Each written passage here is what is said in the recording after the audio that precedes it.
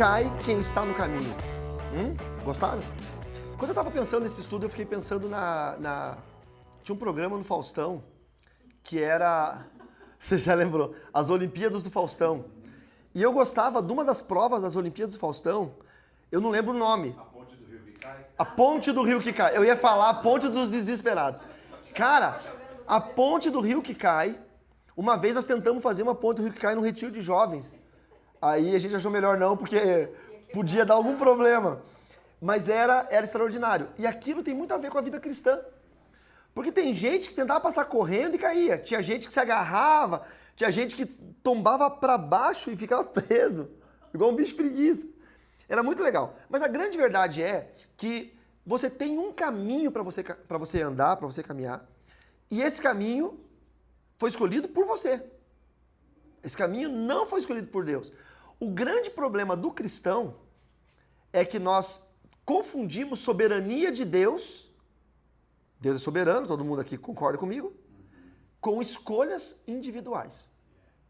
Deus é tão soberano que ele criou o universo, permitiu que o homem deteriorasse a criação, e permitiu que você escolhesse o caminho que você quer andar. A frase do dia é do gato da Alice do País das Maravilhas. Quando ela pergunta para ele, todos esses caminhos aqui, eles levam para onde?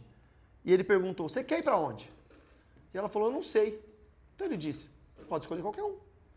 Quem não sabe onde quer chegar, qualquer caminho serve. Quando você não sabe onde você quer chegar, qualquer caminho serve. Quando você não sabe onde é que você vai chegar, aí você pode virar Seixonoye, você pode virar maçom, você pode virar corintiano, o que você... Mórmon, corintiano, o que você quiser, você pode ser. Então tá bom, né?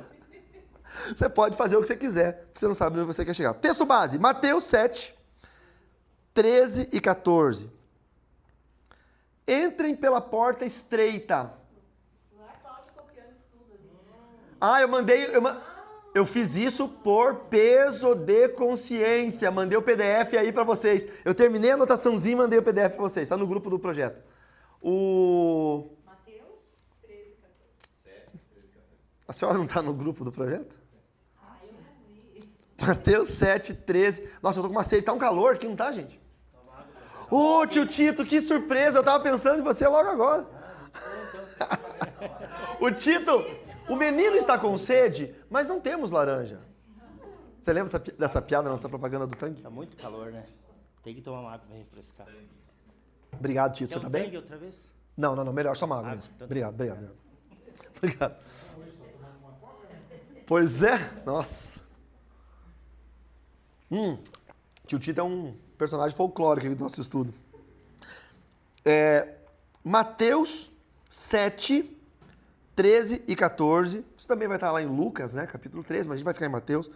Entrem pela porta estreita, porque larga é a porta e espaçoso o caminho que conduz para a perdição. E são muitos os que entram por ela. Estreita é a porta e apertado é o caminho que conduz para a vida, e são poucos os que o encontram. Tá? Então vamos lá. Nós temos uma porta estreita e um caminho apertado, temos uma porta larga e um caminho espaçoso. Isso não tem nada a ver com o tamanho da porta da sua casa. Você vai, às vezes, numa casa de rico, né? Tem aquela porta gigantesca que cabe um time de futebol passando pela porta. Né? Não tem nada a ver com isso. É sobre escolhas, tá? É sobre decisões da vida. Decisões da vida. Algumas pessoas levam ao pé da letra. A gente foi numa igreja em Roma que tinha uma portinha fininha e aí o guia falou que aquela porta fininha era para que os padres pudessem passar ali só se estivessem magros o suficiente para passar por aquela porta, que era o sinal da penitência. Então era uma porta estreita. Eles pegaram um texto de Lucas ou de Mateus, atribuíram a penitência física, o jejum, a abnegação de prazeres mundanos. Então, se eles engordassem um pouquinho, eles não conseguiam entrar na catedral, não é? É uma interpretação humana, literária e imprecisa. E Salmo 91, do verso 1 ao 7, que todo mundo conhece, Salmo 91. A maioria de vocês lembra quando um cachorro quer morder vocês, não é? Aquele que habita no esconderijo do Altíssimo e descansa à sombra do Onipotente diz ao Senhor: Tu és meu refúgio e minha fortaleza, meu Deus em quem confio. Pois ele livrará você do laço passarinheiro, da peste perniciosa. Ele cobrirá com suas penas e sob suas asas você estará seguro, e sua verdade é proteção e escudo. Você não terá medo do terror noturno, nem da flecha que voa de dia, nem da peste que se propaga nas trevas, nem da mortandade que se assola ao meio-dia. Como tem gente medrosa, né? Versículo 7. Caiam 1000 ao seu lado e 10.000 à sua direita, você não será atingido. Perceberam isso? Eu vou pegar aqui o meu material de ilustração, tá? Você está no caminho. Passou pela porta estreita e andou no caminho apertado. E o Salmo 91 fala o quê? Caiam 1000 ao teu lado e 10.000 à tua direita. E você não vai ser atingido. Por que você não vai ser atingido? Porque você está no caminho. Está implícito. Você não está fazendo isso aqui, ó. Então, quando você entra no caminho, você escolhe o caminho, a tua decisão, você tem salvação e tem proteção. E é aqui que a gente vai falar. Só não cai quem está no caminho. Amém? Qual é a ideia central disso, meus irmãos? A ideia central é que o caminho de Deus, nem todos os que desejam proteção desejam andar no caminho de Deus. E aqui está a grande verdade desse estudo. Muita gente quer tudo que Deus possa oferecer, mas não quer fazer nada daquilo que Deus exige para que se alcance aquilo que Deus pode oferecer. Então, essa aqui é a ideia central. Muita gente quer, de fato, ser protegido por Deus. Muita gente coloca, o Senhor é meu pastor, não me faltará, no Instagram. Antigamente era nos carros, né? Versículos nos carros, como se fosse um selo de proteção. Mas a pergunta é, o quanto nós nos esforçamos em andar no caminho? Quais foram as nossas decisões que nos levaram a esse caminho? Por qual porta nós entramos para estar nesse caminho? Porque de fato a proteção só vem para quem anda no caminho. A promessa de livramento está ligada ao lugar espiritual em que a pessoa vive, e não sobre as coisas que ela deseja receber. Jesus ensina então que a salvação começa por uma porta estreita e continua por um caminho apertado. E aqui a gente derruba uma figura de ensino que para você ser salvo na igreja, você só precisa levantar a mão e dizer que aceita Jesus.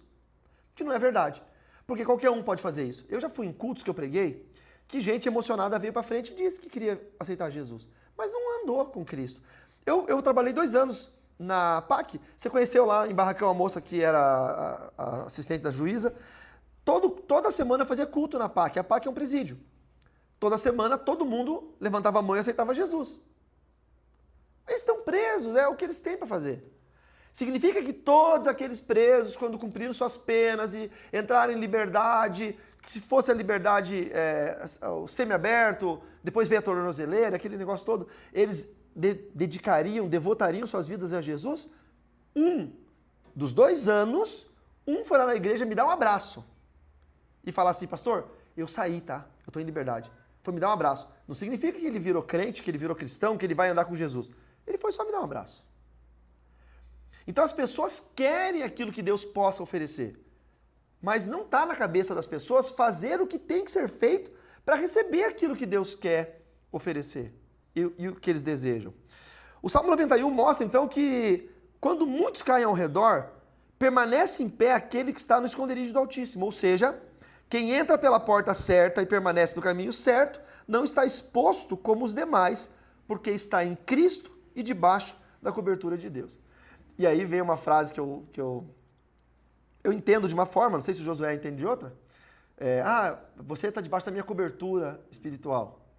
Eu tenho não vou dizer medo dessa frase, mas eu não quero estar debaixo da cobertura de um homem. Eu quero estar debaixo da cobertura de Deus. O homem é falho. Talvez alguém, por carinho, fale assim, pastor, eu vou estar orando por você. Então, ok, eu preciso disso. Mas eu me reportar acerca da minha espiritualidade a um homem porque ele é o meu superior espiritual, não faz sentido. Eu sempre brinco com as ovelhas da nossa igreja que se vocês me consideram o ídolo de vocês, no dia que vocês morrerem, vocês vão chegar lá na porta do céu e vão dizer, eu quero entrar aí em nome do Carlos Ribas. E vai ter um anjo lá, vai dizendo, no nome de quem? O Carlos Ribas entrou porque eu vi. Mas e você? Tu vai ficar, meu irmão. Tu vai ficar. A porta estreita, ela é o início da salvação, ok? Ela não é a salvação. Aceitar passar pela porta estreita é o pontapé inicial.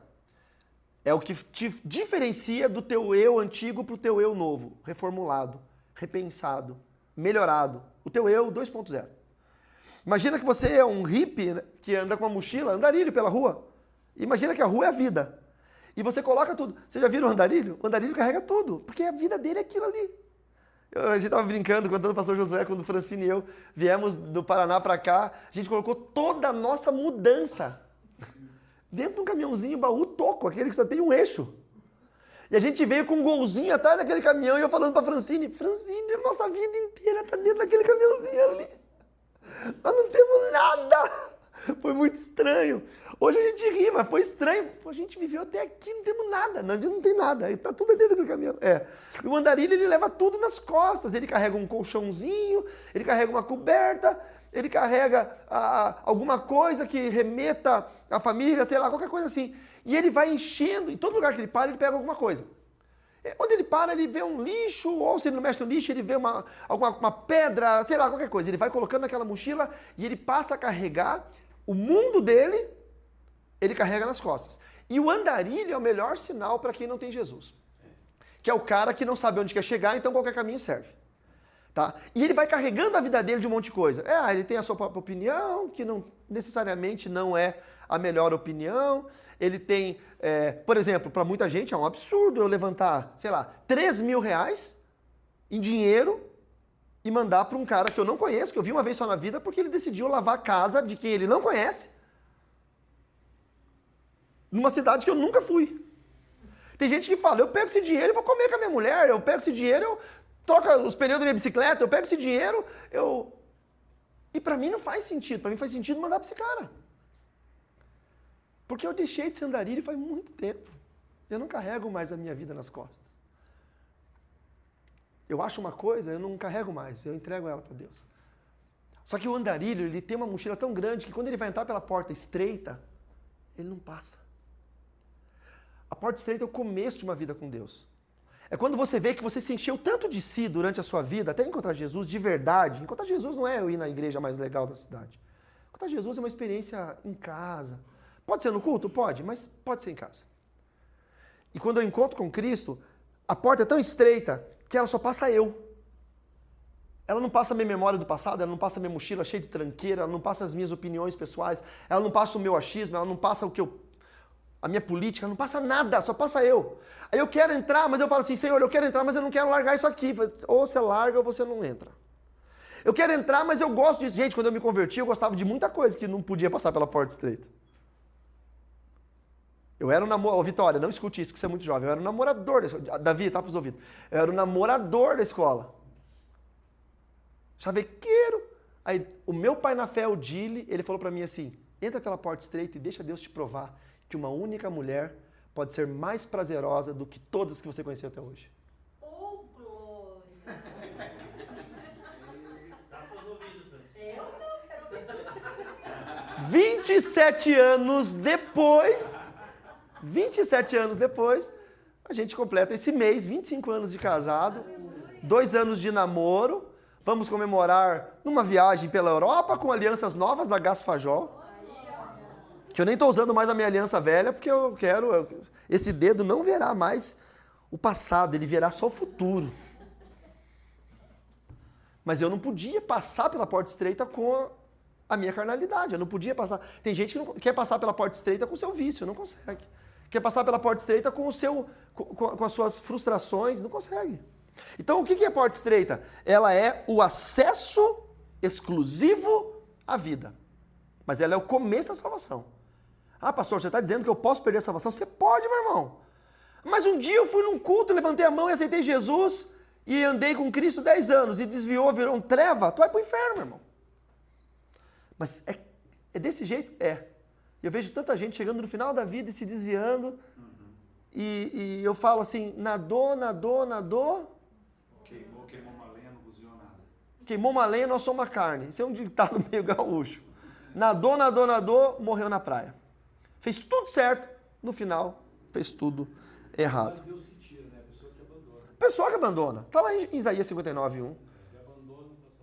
Eu estou aqui, sou Deus, meus ouvidos estão te ouvindo, meus braços estão prontos para te socorrer. Aí o verso 2 de Isaías 59, mas os teus pecados e as tuas iniquidades me impedem de te ouvir e me impedem de te socorrer.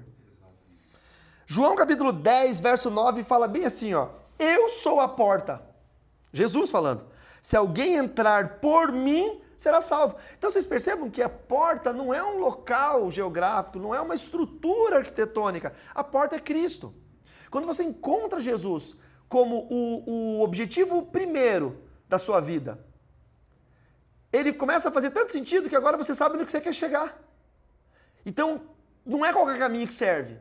Se alguém chegar para mim e falar, não, mas esse caminho, não vou. Mas não vou. A gente está falando agora, tomando café lá em casa, que a gente tem grupos de ciclismo na cidade, o Thiago faz parte de vários.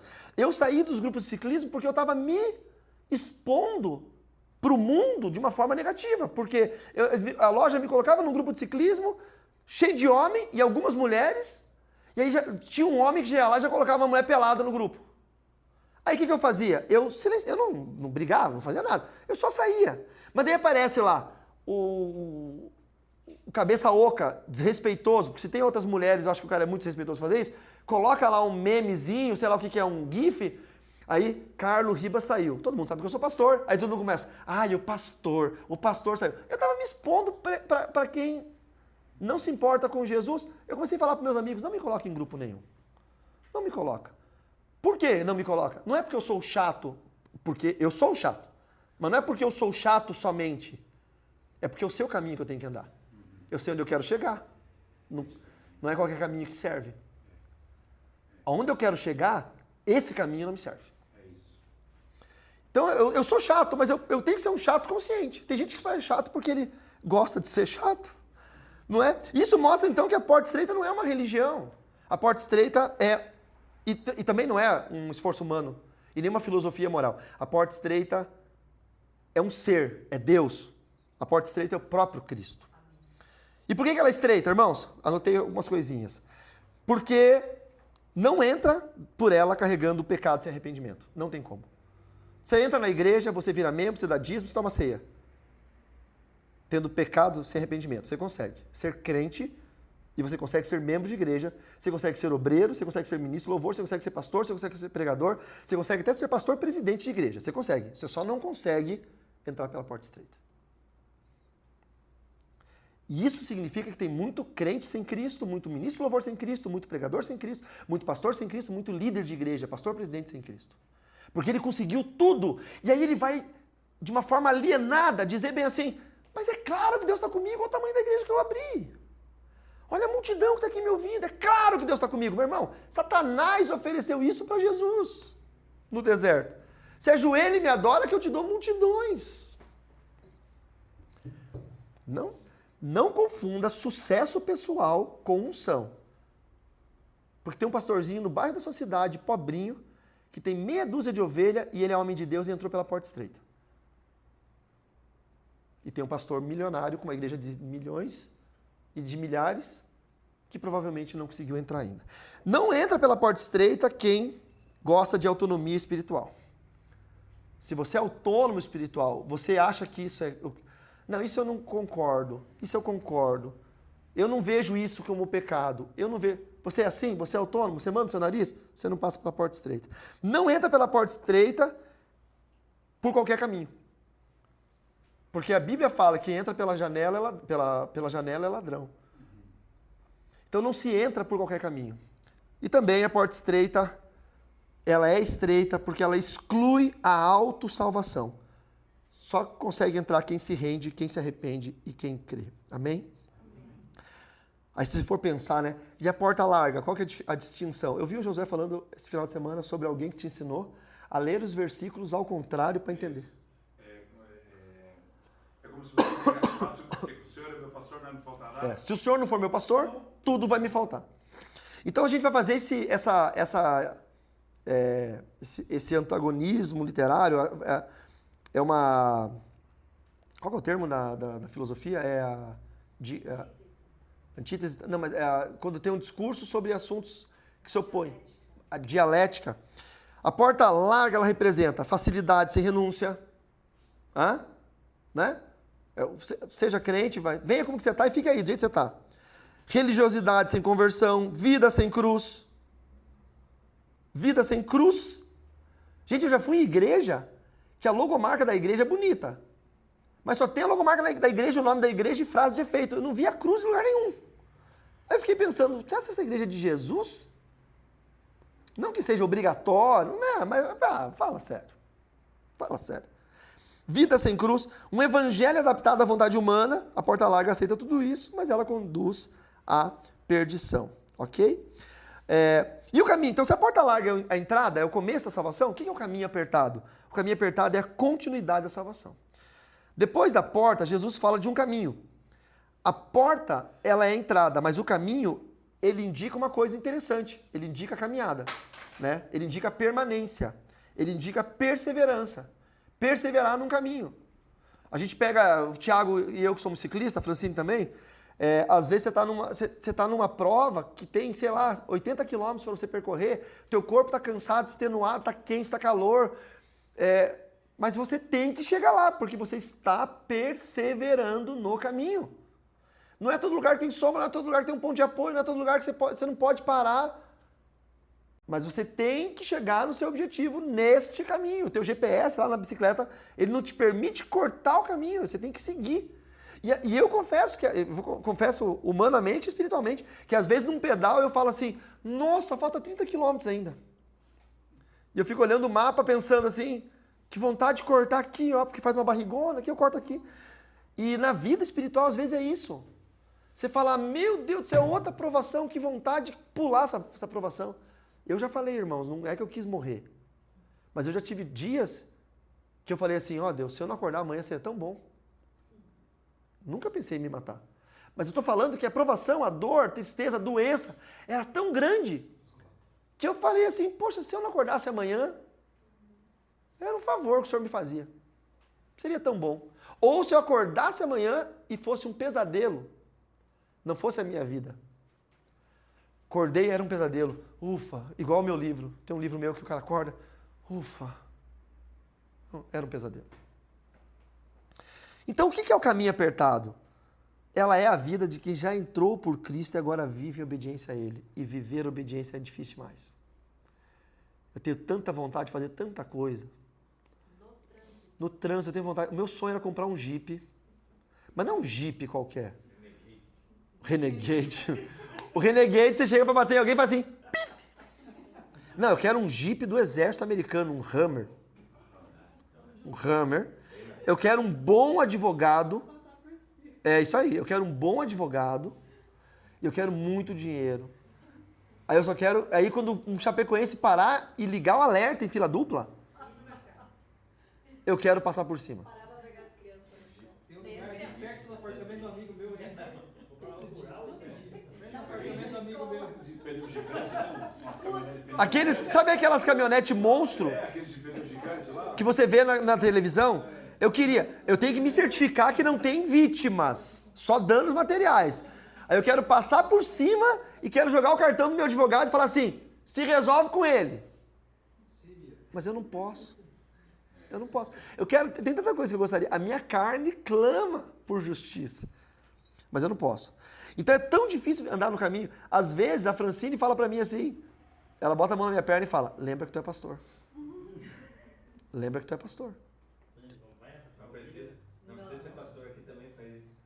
Lembra que tu é crente. Lembra que tu é crente. Cara, é isso aí. Porque é difícil, gente. Porque nós somos carne e osso. Eu não sei vocês. Eu não tenho sangue de barata. Eu não fui batizado em chazinho de camomila. Eu fui batizado em água... Em quê? Em água benta, não? Chá de arruda. Eu fui batizado em chá de boldo. Eu fui batizado em chá de boldo, era setembro no Paraná, estava abaixo de zero. Eu fui o último a ser batizado, os primeiros a ganhar quentinha. Quando eu cheguei, foi... Pá! Quando me levantou, já era outro, virado num Guede. Virado num ninja. Então, assim, eu não tenho muita paciência. Teve uma irmã uma vez, teve a pachorra de falar pra mim assim, ai pastor, o senhor não tem muito amor, né? Falei, irmã, eu sou da batalha espiritual, eu sei expulsar demônio, irmã. Quer um abraço? Fala com Josué Gonçalves. Você procurou o pastor errado para reclamar, irmã. Agora pede pro Josué Gonçalves expulsar um demônio. Não expulsa, ele é gago. Ele fica, demônio. Josué, te amo. Ele é uma bênção, tô falando, mas cada um na sua. É difícil andar pelo caminho apertado. É mais fácil passar pela porta estreita. É mais fácil. Que é ruim, que é difícil. Largar algumas coisas da mochila aí, dona Vitória. É Jesus falando contigo.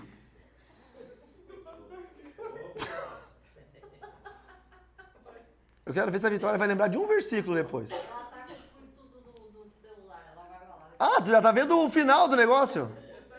Tá se adiantando já. Mas é difícil entrar pela porta estreita, mas andar no caminho apertado é muito difícil. É muito, muito difícil. Esse mundo desgraçado que a gente vive. E, Tiago, eu tô falando pra você um negócio. Eu não tô falando do mundo, do ímpio, do bêbado, do drogado. Eu tô falando da igreja. Até o conforto, né? Da igreja. Umas crentes, umas perigospel, uma desgraça. Não, tô falando sério. Tá feio demais. Para o mundo que eu quero descer. Você sabe Não. o que é difícil também, pastor? Hã? O que é difícil é ensinar os filhos no caminho. Tá difícil. No caminho. Eu levei muitos anos para entender isso. E hoje eu tenho uma na Umbanda e outra agnóstica. Pois é. E eu achava que o caminho era, não, vamos para a igreja. Era 8 É. anos, né? Tem que ir lá fazer, porque, não sei, tem que ir. É. Depois que eu entendi que ensinar no caminho é você no caminho, ensinando do lado. Você não ensina o caminho. É, Você ensina no caminho. mas se você não tiver no caminho, como é que você... Você não ensina, exatamente. O meu sogro conta uma história muito legal, né? Que o pai dele fumava e o meu sogro era criança. E o pai dele falava bem assim, ó, isso aqui é uma porcaria. O dia que eu te pegar fumando, eu vou te bater, hein? E fumava. Primeira chance que o menino teve de roubar um cigarro do pai e fumar, ele fez. Porque o sogro estava falando uma verdade, mas estava demonstrando um engano. Se você ensina o caminho, vai filho para a igreja é boa, vai filho, você fica em casa, você está ensinando uma verdade que é boa, mas está demonstrando um engano. Você tem que estar no caminho. Ou tá indo lá e não tá executando. Tá indo lá aquele negócio, né? Enfim. Por que o caminho é apertado? Aproveitando a deixa do Edson. Porque renúncia, ela tem que ser todo dia. Você não pode renunciar uma vez na vida. Pecado se renuncia todo dia, humanidade se renuncia todo dia, a carne se renuncia todo dia, o eu se renuncia todo dia. E às vezes é difícil, sabe, você baixar a cabeça e você tem razão, você fala, ai meu Deus, ou você não quer fazer alguma coisa, é difícil. Santidade é todo dia, perseverança é todo dia, confronto com a carne é todo dia, fidelidade é todo dia. Não existe meio fiel, não existe meio santo, não existe meio crente. Se você é meio, você não é ninguém, tá bom? Pra gente encerrar, irmãos, eu vou fazer uma distinçãozinha aqui entre o Salmo 91. O Salmo 91, ele começa a falar que aquele que habita no esconderijo do Altíssimo e descansa à sombra do Onipotente é quem vai falar que Deus é o seu escudo. Então, ele começa assim, ó. Quem que vai falar Deus é o meu escudo e minha fortaleza? É a pessoa que habita no esconderijo do Altíssimo e descansa à sombra do Onipotente. Então, a proteção, ela não está ligada apenas às suas atitudes, mas ao lugar que você está. Se eu estou no esconderijo do Altíssimo e se eu estou debaixo da sombra do Onipotente, então eu posso dizer que Ele é o meu escudo e a minha fortaleza. Eu posso dizer isso. Agora, se eu não estou nesse lugar espiritual, eu posso dizer isso? Mesmo que você coloque um adesivo no seu carro com o Salmo 91, não adianta. Não tinha antigamente era meio que uma piada das igrejas, né? Que você chegava na casa dos irmãos, a Bíblia estava aberta no Salmo 91, a página era amarela. Com um copo d'água. Tem a história da irmã que o pastor foi na casa dela, daí ele pediu para ela ler um texto da Bíblia, ela falou, pastor, infelizmente eu perdi meu óculos há 6 meses. E eu não consigo ler sem meu óculos. Não, eu leio para a senhora, quando ele foi abrir a Bíblia, o óculos dela estava dentro da Bíblia. Fazia 6 meses que ela não lia a Bíblia. Achei o óculos, está aqui. Entendeu? 6 meses. Então, Antes a gente falar de livramento, irmãos, a gente sempre precisa falar de habitação, tá? Você quer livramento? Sim ou não? Você precisa de habitação. A gente que viaja muito de carro, você quer livramento? Você precisa de habitação. E isso significa que alguma coisa não vai acontecer um dia? Não. Mas significa que Deus vai te dar livramentos. Tem livramentos que a gente ouve, que a gente fala, isso só é possível porque foi Deus. Só é possível porque foi Deus. Tem coisa, eu estava falando pro Josué do lance da infecção que eu estava, né?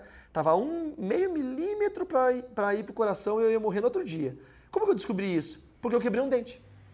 Comi um brigadeiro, quebrei um dente, a dentista fez uma coroa de porcelana e apareceu uma bolha do lado desse dente.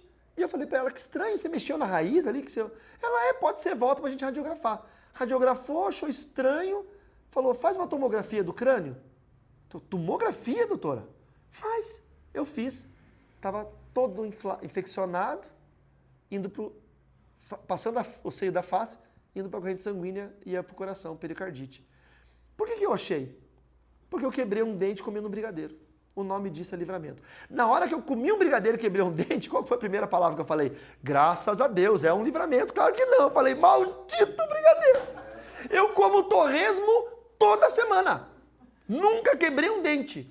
Eu fui comer um brigadeiro, quebrei um dente. Brigadeiro e briga. Hã? E pra viajar na outra semana. Eu ia para São Paulo dar aula na outra semana. Eu falei, meu dentista, faz um dente falso, faz um dente de plástico. Coloca aqui. O texto ele não promete proteção indiscriminada, mas ele promete o quê? Que se você habita, você está perto de quem é o dono da habitação. Pede socorro para sua mãe, mas você está na casa lá do seu amigo. Não adianta. Agora você está na casa da sua mãe, está na casa do seu pai, está na casa do seu melhor amigo e pede socorro, você está numa habitação de alguém que vai te socorrer. Deus é a mesma coisa. Esteja na habitação. E aí, 1000 cairão ao teu lado. Salmo 91, 7. Chegamos nele. Como que a gente entende quando nós estamos livres disso tudo? É porque o cenário aqui, ele mostra algumas coisas do Salmo 91. Juízo, calamidade, queda, destruição. Ele fala de peste perniciosa, terror noturno, medo, laço passarinheiro. Cair 1000 de um lado, 10.000 do outro. Então, vocês veem que o Salmo 91, do 1 ao 7, é uma cena de calamidade. Concordam comigo? Mas ele fala o quê? Você não vai ser atingido. Porque você habita no esconderijo do Altíssimo. Você não vai ser atingido. Não é sobre ser protegido, Maristela, é sobre habitar na presença do Senhor. É sobre um dia ter tomado uma decisão de passar por uma porta estreita e falar, se eu fosse bom o suficiente, Deus não mandava eu mudar a minha vida. Se eu fosse bom o suficiente, Deus não falava para eu me conversão. Eu estou indo para lá, eu convirjo para cá. Se o que eu faço fosse valioso o suficiente para Deus, Deus não falava para eu deixar as velhas coisas e seguir uma vida nova. Eu entendi que habitar é mais importante do que ser protegido por Deus. Não existe libertador que não chora. Não existe pastor que não habita. Não tem como existir um crente que não passou pela porta estreita. A gente quer proteção, a gente quer salvação, a gente quer bênção, mas a gente não faz nada para que isso aconteça. Entre pela porta estreita. Deixa essa mochila cheia de tranqueira para trás. Mas é que eu acho, é que eu penso, é que você pensa demais. Só entra. Quem pensa não faz. E depois começa a caminhar pelo caminho apertado. Vai estar cheio de amigo olhando a mulherada, você não vai olhar. Vai estar cheio de vizinha falando mal uma das outras, você não vai falar mal. Vai estar cheio de gente fazendo coisa errada na tua empresa, você não vai fazer. Porque agora você anda num caminho estreito. Vamos orar? Deus, nós te louvamos, Senhor. Porque muito antes de nós precisarmos de proteção, nós precisamos de habitação. Aquele que habita no esconderijo do Altíssimo. Nós queremos estar no teu esconderijo, mas para que nós possamos entrar no teu esconderijo, ele tem uma porta. E essa porta, ela é estreita. Esse esconderijo, ele tem um corredor que leva até lá embaixo, na sombra do Onipotente, que é um caminho apertado. Ele não tem como ser acessado por outro lugar. Eu não posso levar o que eu quero lá para dentro. Eu só preciso obedecer, porque a porta é Jesus Cristo. Ele disse, eu sou a porta, que entrar por mim entrará e alcançará a salvação. Que nós possamos entender nessa noite que Jesus é a porta estreita, que através do caminho de santidade é o caminho apertado, e que quando nós estamos no esconderijo, na habitação do Altíssimo, a peste não nos alcançará, o laço do passarinheiro não nos pegará, a morte que voa de noite, o medo e o terror que permeiam de dia, os 1000 de um lado e os 10.000 do outro, nada nos atingirá, porque nós estamos no caminho que nos leva ao esconderijo do Altíssimo. Cuida de nós, Senhor. Livra-nos de nós mesmos. Livra-nos das nossas ideias. Livra-nos dos nossos pensamentos. Livra-nos das nossas convicções. Salva-nos de nós mesmos, Senhor, porque eu sei que o diabo ele é astuto e inteligente, mas nós somos um grande prejudicial a nós mesmos. As nossas mentes, os nossos desejos, as nossas opiniões e as nossas intenções são o que mais nos impedem de estar perto do Senhor. O caminho é uma decisão.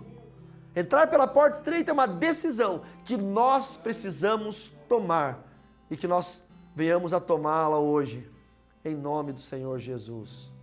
Amém e amém. Amém?